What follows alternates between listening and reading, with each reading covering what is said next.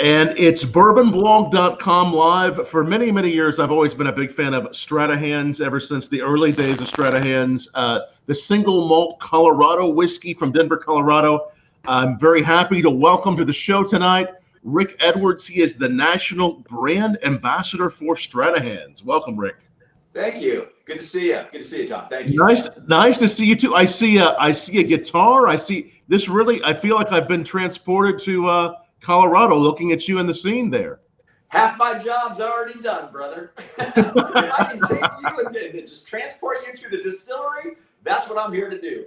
Excellent. Now, are we gonna hear some guitar from you before the night's over? Yeah, I don't think nobody wants to hear that unless you want to hear screaming cats and broken fiddle. I play, but very poorly. We'll work on the Stranahan's song, right? But we're gonna sing a song, both of us, of whiskey and a whiskey we enjoy a lot, and that's Stranahan Single Malt Colorado Whiskey. If you're watching on Twitter, YouTube, Facebook, like this video, share this. Let's have everybody join in the conversation and ask Rick some questions down below. So what's been happening with you, Rick, recently? How's everything been your way? Well, it's lovely that everything's starting to pick up here a little bit in California.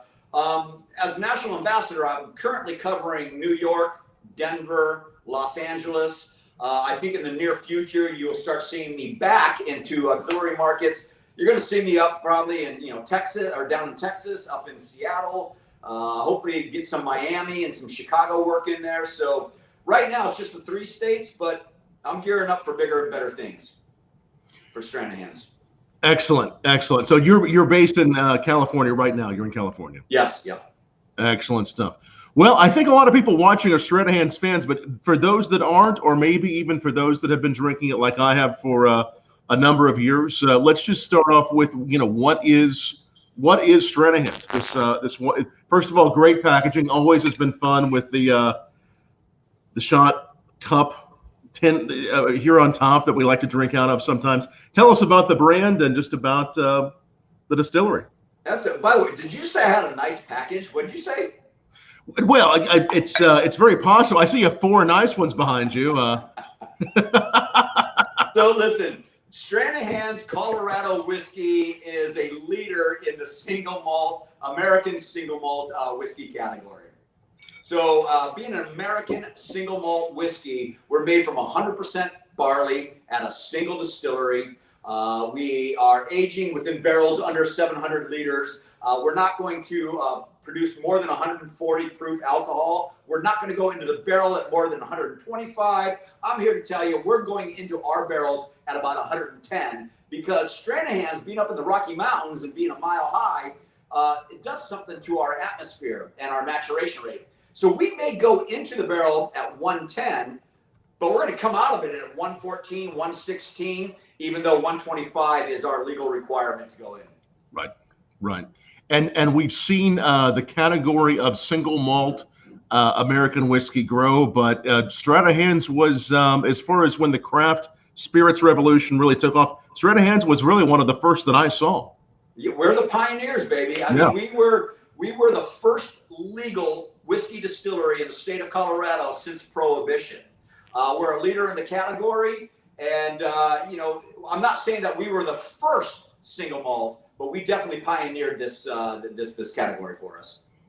Excellent, and your attire and your presence shows the kind of the pioneer in you, doesn't it? Just looking at you. I thank you for that. Absolutely. I feel like you and I could show up, me with the Kentucky bow tie, you with the Western look. I feel like we could show up in a room of whiskey friends and do some damage together. You know what's funny? Let me tell you, Tom. For the many years that I've worked with Scottish whiskey, Scottish single malt distilleries, so many people said, your personality just reeks of American single malt whiskey. So for all the viewers out there, this is not my costume. Like, this is how I dress pretty much on a daily basis. So those of you who know that I'm not putting something on. No, I really like your style. And amazingly, especially when I'm doing an interview, this is the way I dress with the bow tie and everything. And fortunately, since we've been doing this BourbonBlog live series almost every day for 4 or 5 months, It's allowed me to put on a bow tie every day. So again, you're watching, if you're just tuning in, it's Bourbon Blog Live. Make sure you bookmark bourbonblog.com live. And again, questions for Rick about Stranahan's, ask them down below. We're going to taste through some great whiskeys. I've already poured myself some of the Stranahan's single malt American whiskey. Oh, are you tasting the yellow label with me? Yeah, I'm actually on the yellow label right now, which we also refer to as the original. The original. The original one that put you on the map many years ago. Someone just asked, it's Love Pot Still is the name of the YouTube handle. Why did you all decide to make a single malt in the beginning and not bourbon? What was the I think what inspired you all to make a single malt all along? Man, that is the perfect setup question. So let's go all the way back to 1998 on April 2nd, 1998. There was a gentleman named Jess Graber, and Jess Graber was an old mountain distiller. He was a volunteer firefighter, and he had the love of whiskey. Being a volunteer firefighter, he had to answer a call on the fateful day of April 2nd, 1998, to a gentleman by the name of George Stranahan. His barn caught fire. Now, George Stranahan, he was a philanthropist. He was a rancher. He was also the owner of Flying Dog Brewery. Wow.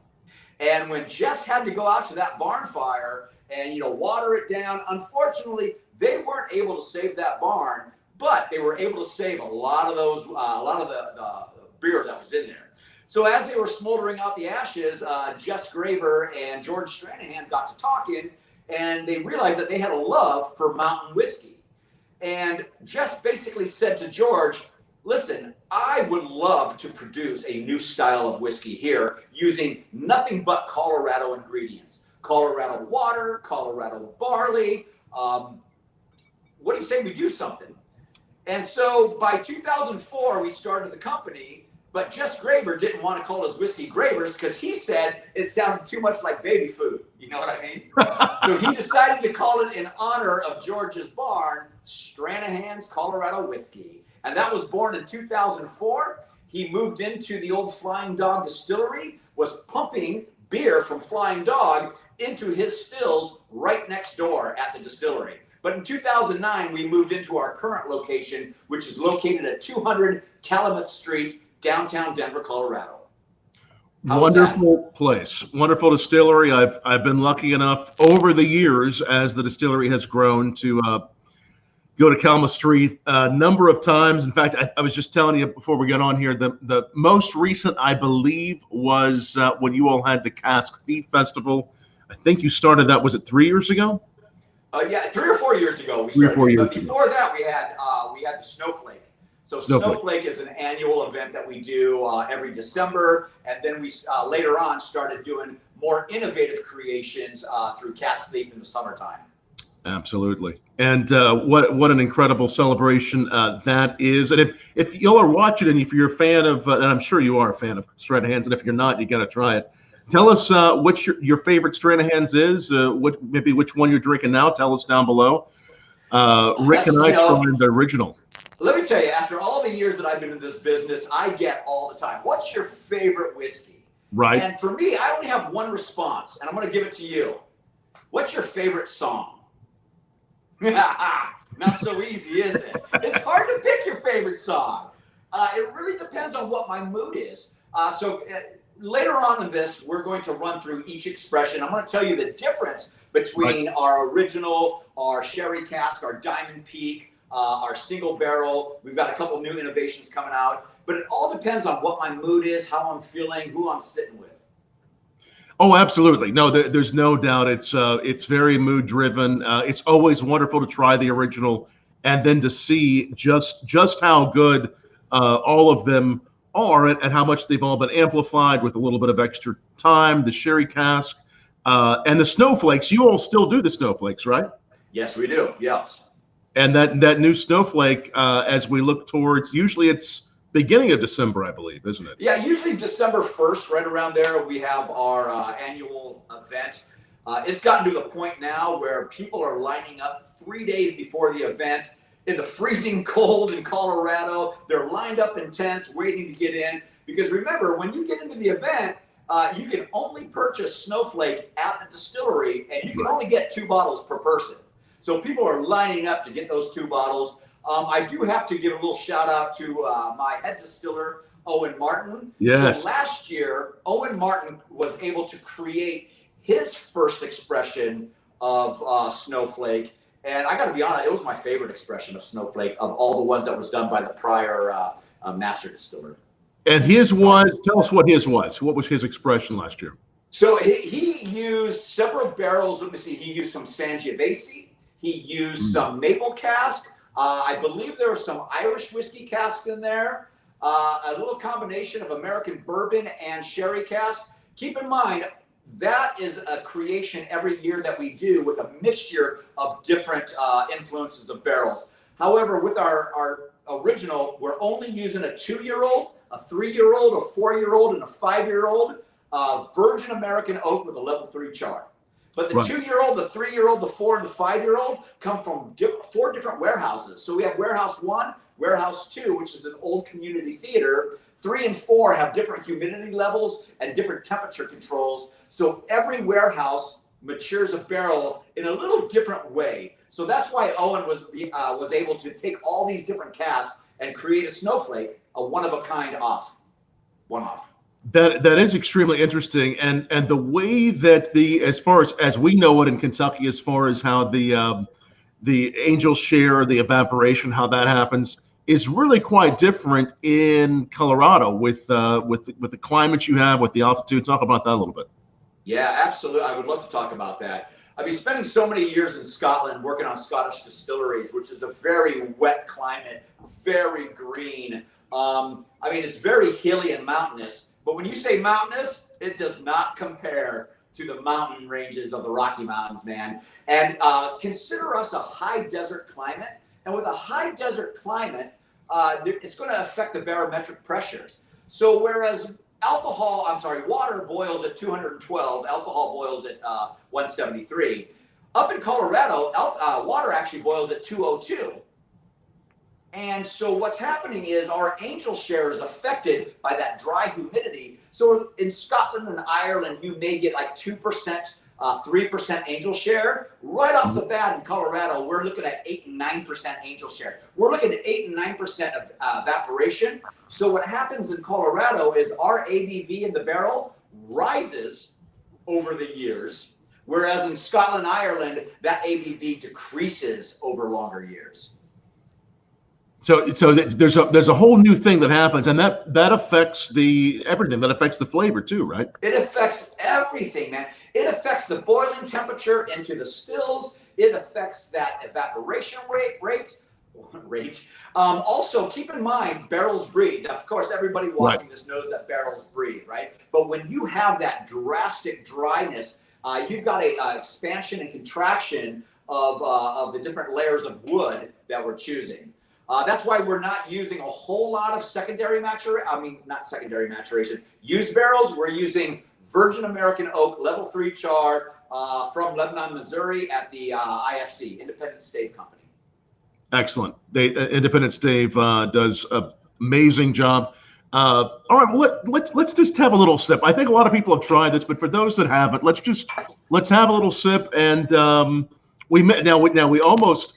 think it's probably something that might be a secret, but just in case it's not, is there an announcement yet on what the Snowflake is looking like this year as far as what it will be? Oh, God, no, that's the hidden secret. That is a secret, but in the past... I'm not saying I don't know what it is, because I may have sat down with Owen and tasted some of this, but it is very much under wraps. In fact, we don't release what types of barrels and the percentage of barrels and the secondary maturations and the finishes. We do not release that until after the event.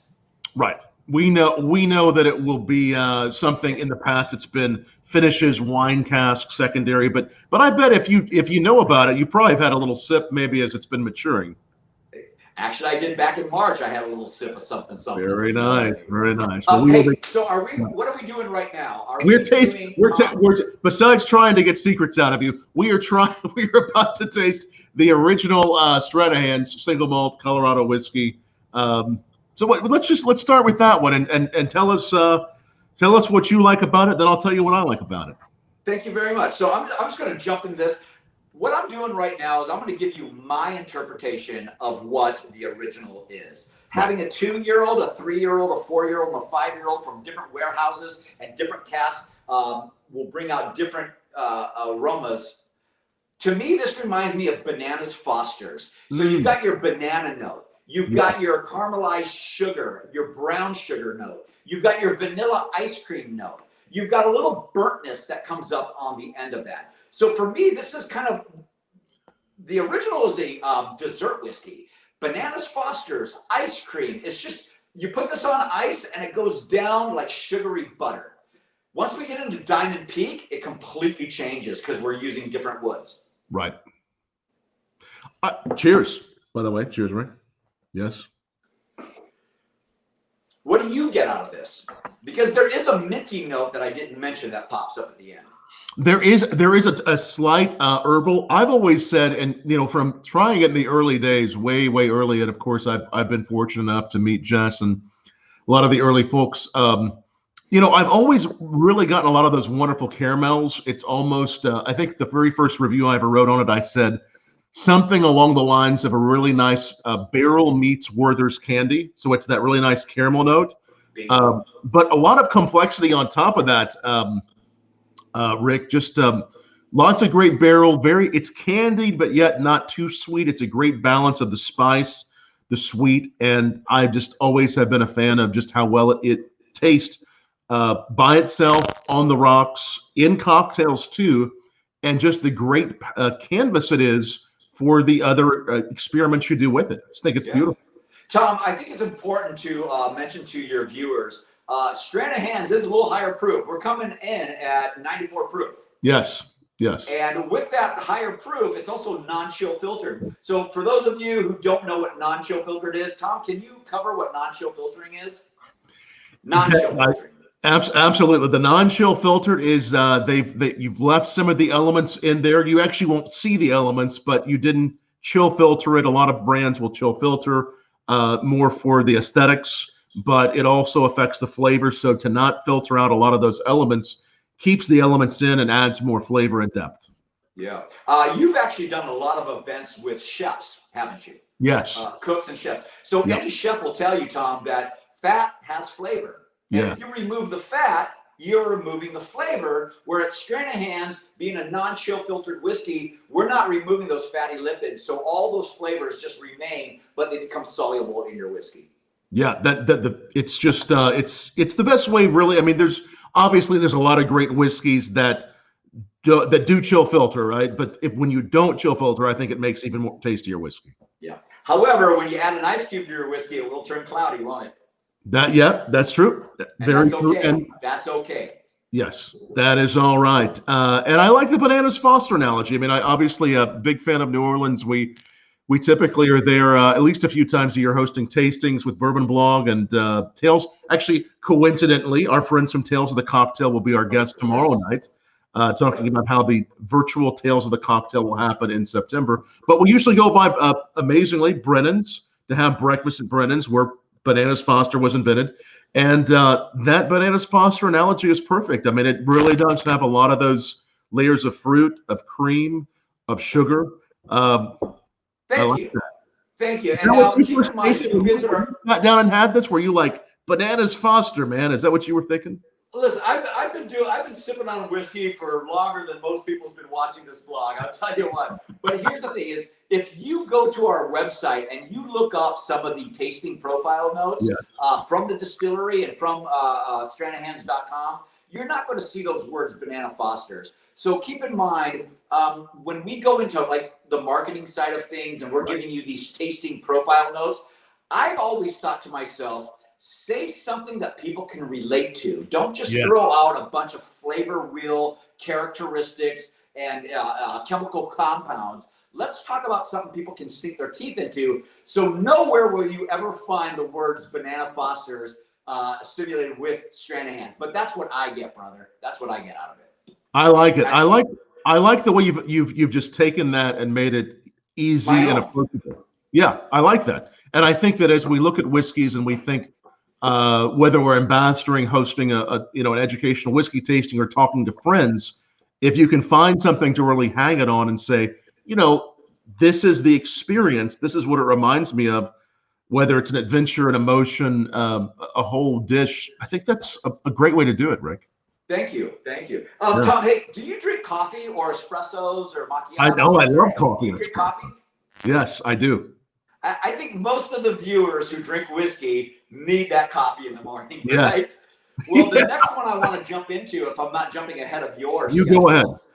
So I know that we wanted to mainly focus on original and sherry cask, but I do want to take a quick second and introduce everybody to Diamond Peak. Yes. Diamond Peak, in my opinion, is like a espresso caramel macchiato. And when you were saying Werther's caramel, this next one is caramel macchiato, coffee espresso. The mint goes away, but the coffee roast comes up, and we can talk about the barley in a moment. Nice. You don't have the Diamond Peak. In front I don't have any Diamond Peak. I've had it before and I love it, but I please go ahead. Yeah. So the Diamond Peak, which is a 4-year-old Solera system. Solera system means we have about 650 liter vats. Remember, it's got to be less than 700 liters to mature. Even though it's a secondary maturation, we put 4 straight 4-year-old into the vat, and we pull about 80% out, leave 20% in. Add more 4-year-old straight-year-old Stranahans, pull 80% out, leave 20% in. So we're constantly using that Solera system, and all of a sudden, these fooders, these German beer vats, give you this espresso, caramel, macchiato, whipped cream. Now, trust me, guys, it's not whipped cream flavored whiskey. It's just a nice, creamy vanilla note that comes out. So you're going to get a much bigger texture off of the Diamond Peak. But we're here to talk about sherry cask, aren't we? Well, I like the fact you're touching on Diamond Peak. So again, the coffee experience, the macchiato, the years, again, it's been aged a little bit, a little longer in some ways. The age on this, again, on the Diamond Peak. So Diamond Peak is a 4-year-old Solera vat. Solera vat. I am not allowed to say that we're going to change that to a 7-year-old, so I'm not going to say that, okay? I won't say that. Yeah. You won't say that. All right. I'm not ready to release that information yet. Thank you. The Solera system actually lets the whiskey mingle. So it's just a 4-year-old. Keep in mind, the original is a 2-year, a 3-year, a 4-year, and a 5-year-old from 4 different warehouses. And the sherry cask is just a straight 4-year-old with a 6 to 9 month finish in Oloroso sherry from Spain. And that finish is something just so heavenly and spectacular. It's and again, I believe, if I'm not mistaken, the Cask Thief Festival I was at was where it was actually first showcased to the public. Yeah. Yes. Yeah. I mean, from some of the knowledge that Rob Dietrich, our former master distiller, who has went on to other opportunities. Yes. Owen's been with us since 2006. So as head distiller, Owen has been a part of all of these creations. Owen Martin has been a part of all of these innovations that we're doing. And last year, when he was able to take Snowflake and make it his own, this year he really gets to take Cask Thief and just do some amazing things. There may be some Irish cask whiskeys in there. I'm just saying. There might be. I'm not allowed to hint too much, but Owen has a beautiful nose, a beautiful palate. He's got years and years of experience. Our head distiller trained in Scotland and was able to come to Colorado and bring a lot of that knowledge with him. That's excellent. That's it's a lot of great talent, knowledge, experience over the years with Stranahans. We have a few people who are watching. That sounds like Frank is enjoying some Stranahan's Diamond Peak this evening from Philadelphia. He loves the whole line. So and he says his favorite is sherry cask. So he no, that was actually someone else. Yeah, Frank again. So a lot of people watching, enjoying this this whiskey, and so it sounds like there may be some news in addition to the Snowflake. There may be some other things coming in the future from Stranahan's. Yes, sir. Listen, we're constantly innovating. We're constantly creating new ideas. Now that we have, I mean, come on, think about it. 2006 was the first bottle of Stranahan's released. Right. Distillery started in 2004. Just Graber started using Flying Dog beer back in 1998. Wow. We're at almost 15 years. We say over 10 years, but to be honest, we're almost at 15 years now. And we are constantly thinking about how we're going to expand this portfolio. Let me give you a little insight right now. We have original, Diamond Peak, Sherry Cask, and Single Barrel. We've got a few other things coming right down the tube, but I want you to ask one of your viewers, why do they like the Sherry Cask best? I would like to know why they like the Sherry Cask. All right. Well, if you're still watching, Frank's a loyal viewer of our Bourbon Blog Live. Frank, tell us why you like the Sherry Cask. I'll tell you what I love about it. Obviously, it's that old world meets the new world flavor. Yes. I think it has a lot of depth to it. I think that, again, and I've had, Rick, when I've been in the warehouse with a number of, and even with Owen, we've opened up barrels, whether it's the cognac finishes I've had, experimental. And it's always interesting to me, as I said earlier, the canvas that is so beautiful to start with, but how it takes on those characteristics. In many ways, bourbon, rye, a lot of the whiskey that we taste take on those barrel finish characteristics. But I do believe that the Stranahan's, of all the whiskeys that I taste are finished, takes on those characteristics in such a unique way versus other grains, other recipes. Do you think there's a reason for that, or what are your thoughts?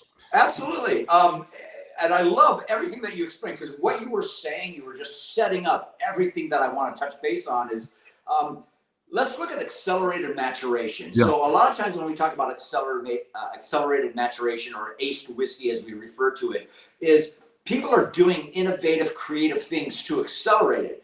But in Colorado, we don't have to do all these fancy things to push that liquid through the wood. Our environment, the Rocky Mountains, does it for us. So when we take a 500-liter sherry butt that's held Spanish Oloroso sherry for the last 40 years, and you saturate that wood, our barometric pressure pushes that whiskey, and it does the acceleration without having to do anything to it. And keep in mind, sherry will drastically influence the distillery character. Yes. So did you follow me when I said distillery character? What is the difference? And I'm going to ask you, Tom, what's the difference between aged whiskey and distillery character? One comes from wood, one comes from the unique still designs and distillation. It's the DNA of that distillery. It's everything from the hand of the master distiller to the still to just the environment itself, the recipe, the mash. It's everything. Yeah. Another thing that people do for accelerated maturation is use smaller casks. Yes. Right? So if you look at some of the Scottish distilleries that are using quarter casks, that quarter cask usually doesn't have an age statement on there because it accelerates that maturation. Over at Stranahan's, we're actually using 53-gallon American Standard barrels, ASBs. ASBs, American bourbon barrels. They're not used bourbon barrels, they're virgin American oak. But that smaller size also accelerates the maturation. So when we do a sherry finish, we can bring that maturation time longer because now we have a bigger circumference inside that wood. That's amazing. And the as I was saying, whether it's the finish or whether it's the original, the Diamond Peak, which Diamond Peak is named after a mountain close by, not too far away. So yes, it is. So Diamond Peak is a name of a mountain range, a name of a mountain summit, not range, but a mountain summit. Summit. Blue Peak is another mountain summit. Over in Colorado, they're very, very particular about what you can call a mountain summit. Now, in Colorado, honestly, if it's under 14,000 feet, it's not even on their radar. Like they, specifically those 14ers, I'm going to refer to them as 14ers. Every snowflake that has been in existence at Stranahan's distillery has been named after a 14er. Oh, Now, wow. there is a mountain peak called Blue Peak, but it comes in at 13,770. It's not a 14er, so Right. we cannot use it as a snowflake. So we're going to do something different with Blue Peak. You're going to do something a little different with the Blue Peak name. Yep. And we might see something about a Blue Peak in the future is kind of what you're hinting. You know, my hands are tied on this, but I want to climb to the steeple, and I want to raise my arms and shout to the rooftops about all the amazing whiskeys that Owen Martin is creating at the distillery right now. But I also got a little ball gag. I got a little hush value on my job that I can't talk too much about it. I love the way you're throwing. I love the way you're throwing the hints at us, though. It is fun. You know. By the way, did I say ball gag? I didn't mean ball gag. I meant gag order. That's what I meant to say. Gag order. It might be a whiskey gag. You never know. But hey, no, if we're putting Stranahan's near our lips, you know it's a good day. And so many people really enjoying the Stranahan's, and of course, like I said, I've been enjoying it for years. Is there a cocktail that you like to make with Stranahan's? All right. So the question was, is there a cocktail that I like to make? Yes. From Stranahan's? Yes. There are amazing cocktails made with Stranahan's. Yes. You don't want me to make a cocktail, brother. I've never been a bartender. I've never been behind the stick. I've been a purist for the last 25 years. Typically, when I like a whiskey, I like whiskey neat. I like whiskey on a rock, maybe a couple cubes. However, we do have a master mixologist at our distillery named Lucas Townsend. And Lucas Townsend and Izepa, those two can make some cocktails that will blow your mind, dude. But I'm going to name a couple of them. One of them is called Whiskey Business. Another one, God, I can't even think of all of them right now. There's like 20 cocktails on our menu that I just pulled a blank. God, I wish Lucas was on this call to help you out there. It looks like Megan is chiming in from the distillery and saying she likes the old fashioned. So yes, I mean, thank you, Megan. Yes, thank you, Megan. Megan's watching. She's saying she enjoys the old fashioned. I've sat with Pete there at the distillery a number of times and had a variety of cocktails. Tried those out. Obviously, it's so good by itself, but it is really interesting how much the flavor can just be enhanced with something like the single malt whiskey, the Stranahan's. It works just so extremely well. This is such delicious stuff. Well done with everything you've done, Rick. It is an incredible brand ambassador who's actually, you've won some awards several years ago in the last few years on your brand ambassadoring. So congratulations on that. Yeah, I've got a few. Yeah, you've done a great job. You've ambassadored for whiskey for a number of years. What do you enjoy most about having Stranahan's being your home now? Oh man, that is such a great question. I want to answer that question like in this big long answer, but I think coming to Stranahan's as a Colorado and American single malt, it's really kind of where I belong.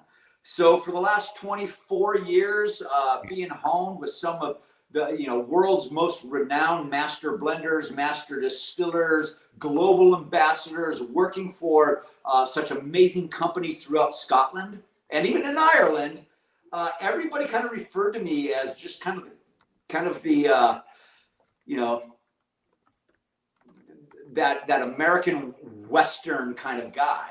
And I think that Stranahan's has given me the opportunity to really showcase my love of single malt and also let me express who I really am. Because remember, for years, I wore a kilt and a sporran, and I wore some gillybroads, and now I get to wear what I wear pretty much going out to dinner on any given night. I like it. I like it. Have you ever mixed that look with a kilt? Has it been like a top and bottom kind of thing? Have you done that before? No, I've never done that. No, that's right. However, I did go to Hawaii, Tom, and I took an aloha shirt, and I took this beautiful floral aloha shirt and tucked it into my plaid kilt. And I tell you what, that was like a fashion disaster. Floral aloha shirts and plaid kilts. Yeah, no, it's keep me off the radar there. Well, we've enjoyed Stranahan so many places across the country. We have featured Stranahans in our Why Whiskey Educational Series, which is an educational whiskey series that I teach and that I will be back on the road with, hopefully once things are better. For now, though, what we're doing on Bourbon Blog, again, if you're just tuning in, we're doing the live shows just about every night on bourbonblog.com/live. So make sure you bookmark that page. And we're so glad to have some Stranahan's fans watching here. We do have, I think Lucas was, he said, "Hey buddy, diamonds on the inside might be the best old fashioned ever." Lucas Townsend just shared with you. So. Lucas Townsend, I don't know what offhand. I don't. Lucas Townsend is an amazing creator of cocktails at Stranahan's. I love what you do behind that bar, brother. Yes, well done, Lucas, and to Owen, to the whole team there at Stranahan's, and hopefully we'll be seeing you for a drink here in the near future too, Rick. Thank you, Tom. Thank you for your time. I appreciate you inviting us on to Bourbon Blog. Absolutely, it's a real pleasure to have you there, Rick. And again, it feels like we've been transported to Colorado with your backdrop there in California. And I think when he has the drums and the guitar. I like it. Do you take the drum set along with you sometimes with the whiskey too, or? Oh, absolutely, yeah. Yeah. I'm more of a drummer than a guitar player. Just saying. And when you're drumming, do you keep the glasses there? Is there a little extra like vibration it gives? Oh yeah, absolutely. That's what makes me a better drummer. It's all this right here.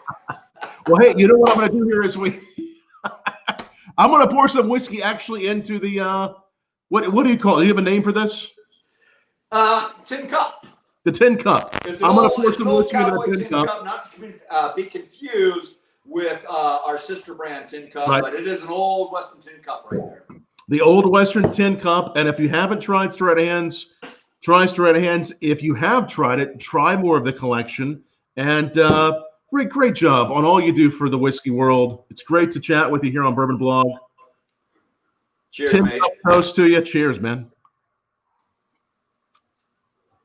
And yeah, Megan said I may have pretty much filled at the top. She calls that the cowboy shot. The cowboy shot. Cowboy shot.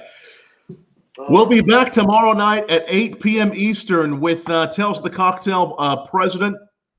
We'll be speaking with Caroline about what's happened with Tales. And then on Thursday, we'll be with Peerless at 5 p.m. Eastern. So bookmark Bourbon Blog Live. Thanks, everyone watching.